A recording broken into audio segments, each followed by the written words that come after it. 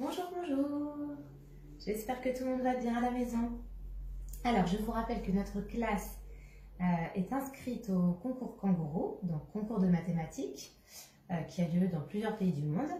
Et donc, en attendant de savoir si nous allons vraiment pouvoir le passer, ce concours, même s'il est un petit peu retardé dans le temps, l'équipe du concours Kangourou nous propose aux enseignants des mini-concours Kangourou en 5 exercices. Donc, je vous en fais un premier pour ceux qui aiment les mathématiques et qui aiment les concours, pour voir un petit peu votre niveau. Donc, niveau CM1. Alors, il te faut ton ardoise ou ton cahier de l'école à la maison ou encore une feuille avec un stylo ou un crayon à papier. Peut-être que le crayon à papier, ça sera mieux pour pouvoir effacer, gribouiller, gommer si besoin, en fonction de tes recherches. Donc, il faut bien préparer les 5 points pour les 5 questions que je vais te poser, les 5 exercices. Donc, tu prépares 1, 2, 3, 4, 5 et il faudra écrire la réponse à côté à chaque fois. Donc, on y va pour la première épreuve de ce mini concours Kangourou. Première épreuve, donc je te lis ce qui est marqué.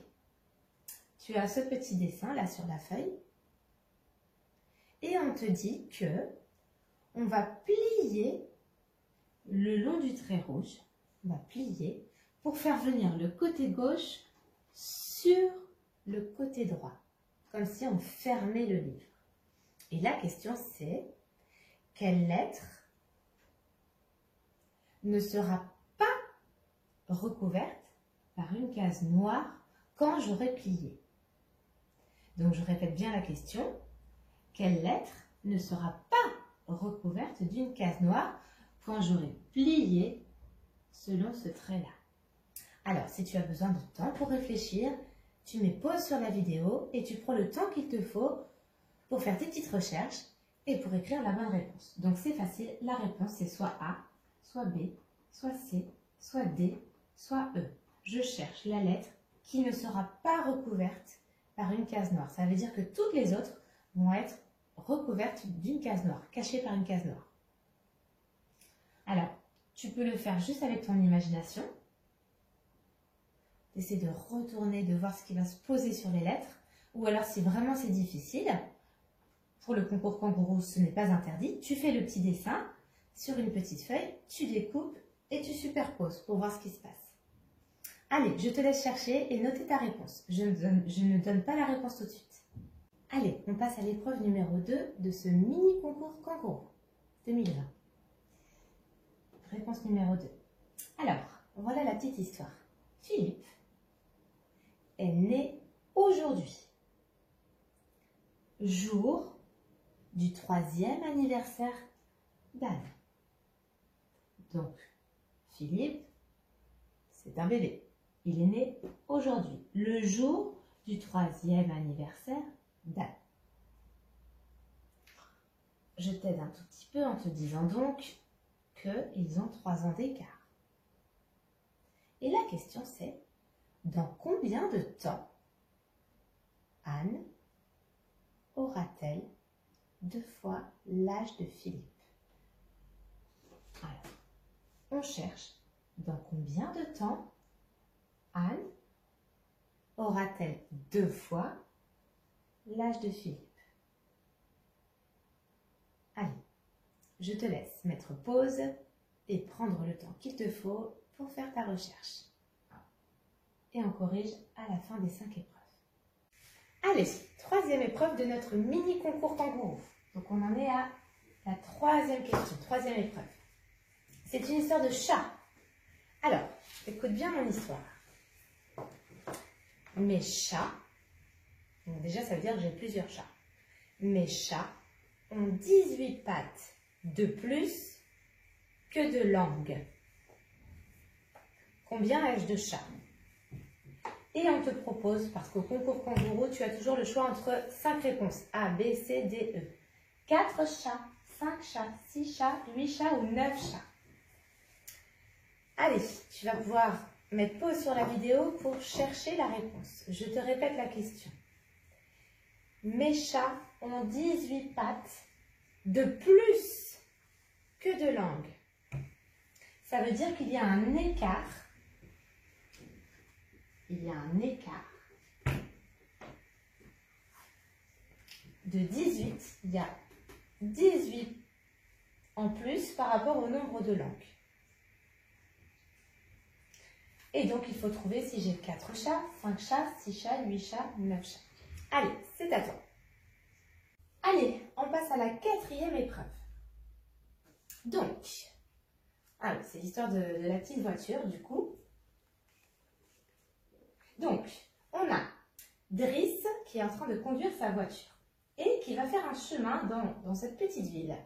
Donc, il va falloir bien suivre le chemin pour retrouver ensuite son point d'arrivée. Et tu as 5 réponses possibles. A, B, C, D ou E. Alors, pour t'aider, je vais marquer son itinéraire.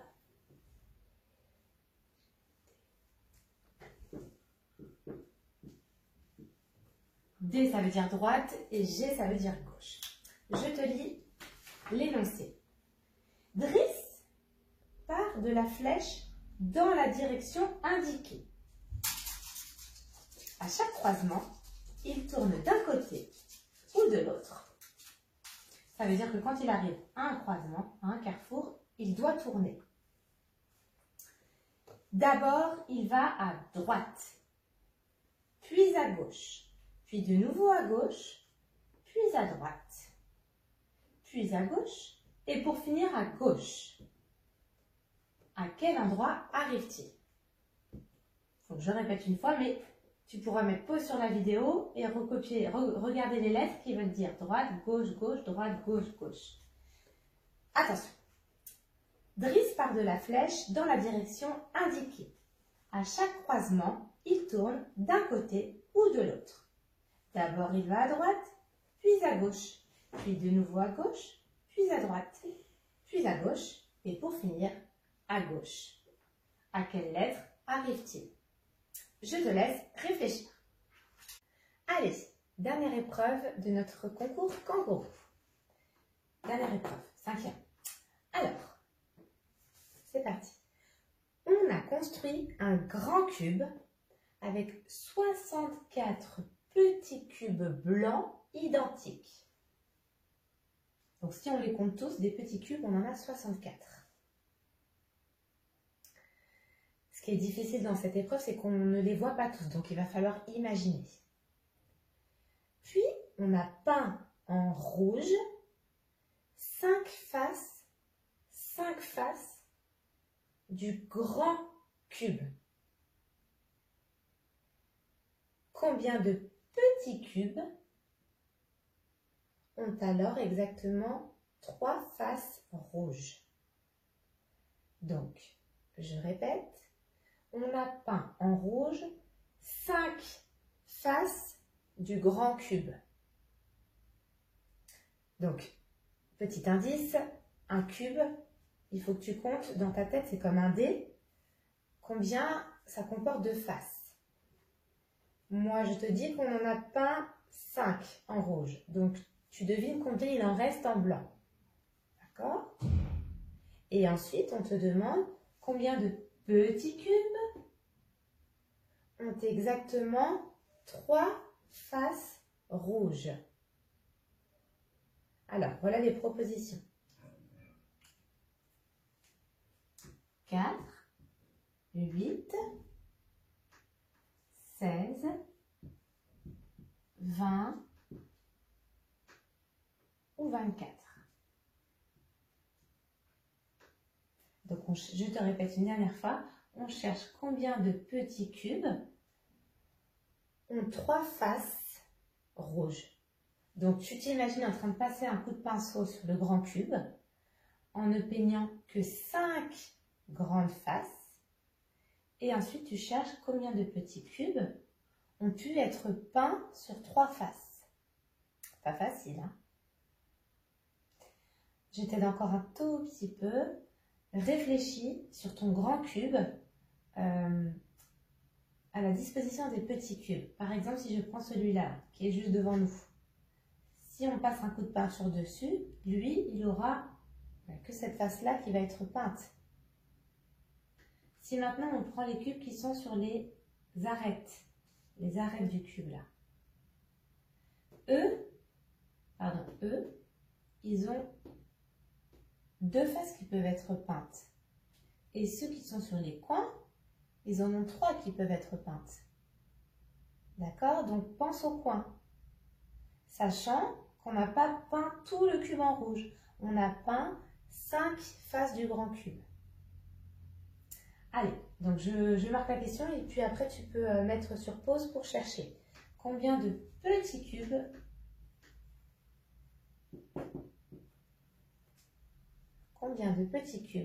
ont alors exactement 3 faces rouges, 3 faces peintes? Allez, c'est à toi. Alors, correction de la première épreuve. Alors, on y va. Donc, il fallait trouver la lettre qui n'était pas cachée par une case noire quand on plie ce dessin en deux. Alors, on va le faire par élimination. Donc, soit par imagination, soit parce qu'on a vraiment fait le petit dessin. Donc, cette case-là, quand je plie, ça m'élimine déjà le A. Et par symétrie, pareil, le B est éliminé. Cette case noire, elle ne cache rien. Celle-ci, quand on plie, elle tombe sur la lettre D. Il nous reste donc la lettre E ou la lettre C.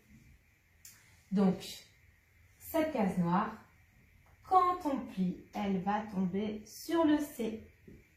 Il fallait donc répondre E. Bravo, bravo si tu as trouvé. Alors, pour ce premier mini concours kangourou, chaque réponse vaut 4 points. Donc 4 fois 5, ça te fera un score sur 20. Si tu as eu bon, tu pourras donc compter 4 points. Si tu as eu faux, tu enlèves un point. Et si tu n'as rien répondu, ça compte pour 0 point. Donc à toi de faire ton petit calcul à la fin. Allez, on passe à la correction suivante.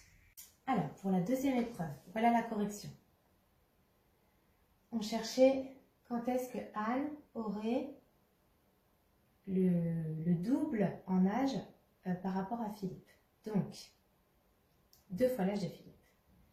On peut y aller en tâtonnant. Pour l'instant, lui, il a 0 ans.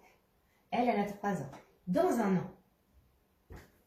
an, petit chiffon.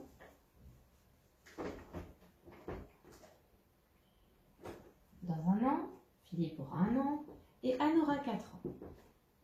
4, ce n'est pas le double de 1. Dans 2 ans, Philippe aura 2 ans et Anne aura 5 ans. 5, ce n'est pas le double de 2. Et pour finir, quand Philippe aura 3 ans, Anne aura 6 ans. Donc, la réponse, c'était 3 ans. Félicitations si tu l'as trouvé. Allez, on corrige la troisième épreuve, donc notre petite histoire de chat. Je te rappelle que chaque épreuve vaut 4 points si tu as bien répondu. Moins 1 point si tu as mal répondu et 0 point si tu n'as pas réussi à répondre. Alors, donc, on te propose plusieurs réponses. Je te conseille, quand tu ne sais pas quelle stratégie adopter, d'essayer les réponses qu'on te propose.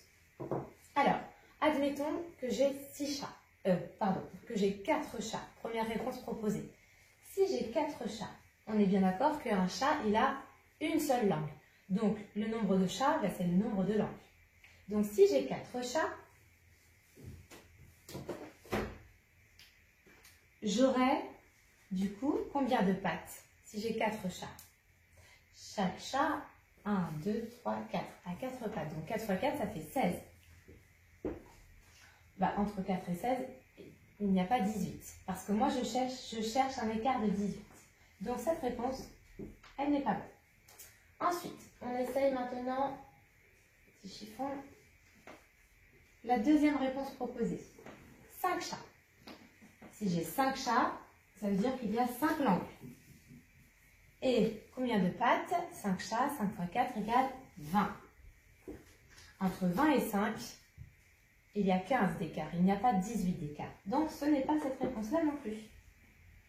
On essaye avec 6 maintenant. Si j'ai 6 chats, il y a donc 6 langues. Et combien de pattes? 6 fois 4 égale 24. Alors, entre 6 et 24, il faut faire l'écart entre les deux. Donc, pour faire l'écart entre les deux, tu peux faire une soustraction. Dans ta tête, 24 et tu redescends de 6. Et qu'est-ce que tu trouves quand tu fais 24 moins 6?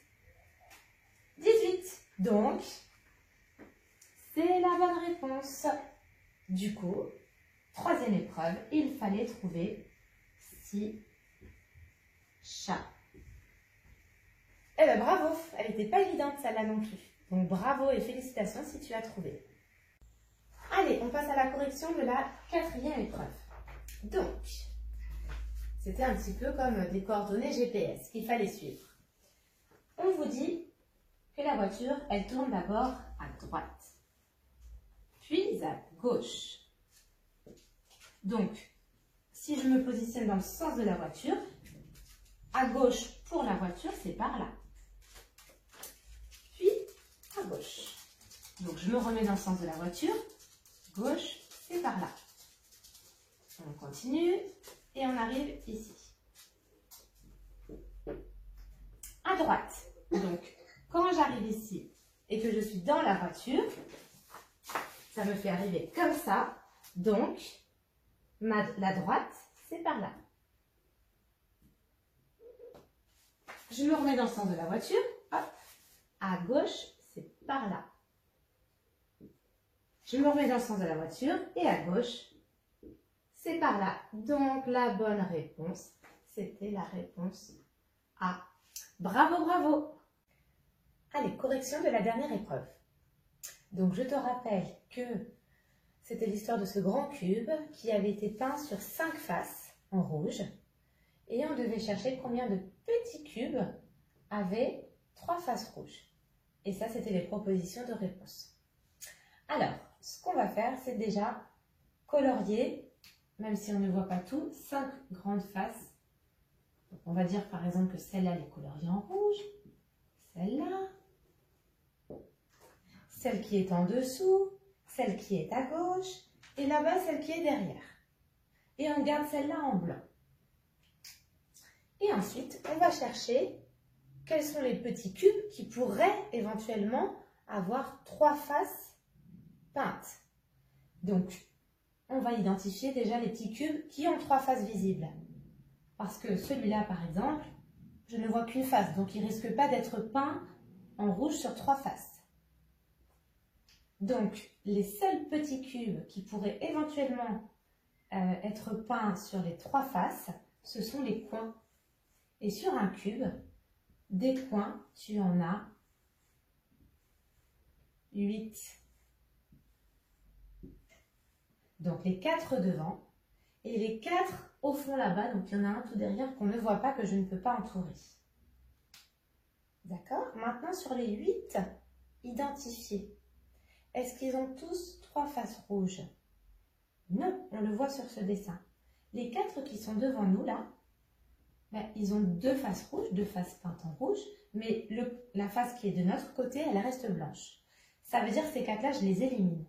En revanche, ceux qui sont tout au fond là-bas, ils ont bien les 3 faces rouges. Donc, ça m'en fait 1, 2, 3, 4. La bonne réponse, c'était donc 4. Allez, je te laisse calculer ton score final. Je te rappelle que chaque bonne réponse vaut 4 points. Une mauvaise réponse vaut -1 et pas de réponse, 0. À toi de calculer!